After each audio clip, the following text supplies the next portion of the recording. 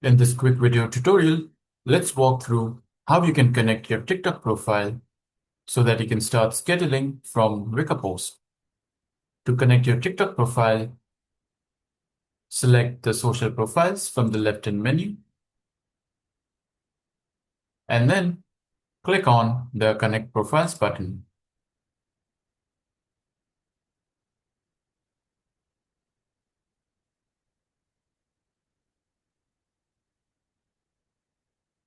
From here, click on the TikTok profile icon.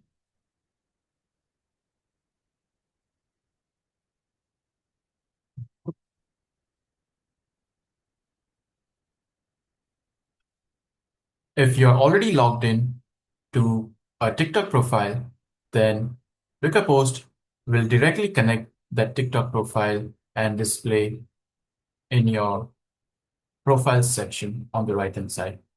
In case if you're managing multiple TikTok profiles, please ensure that you're logged in into the correct TikTok profile that you wish to connect to RecurPost, and then go to RecurPost and then proceed to connecting that particular TikTok profile.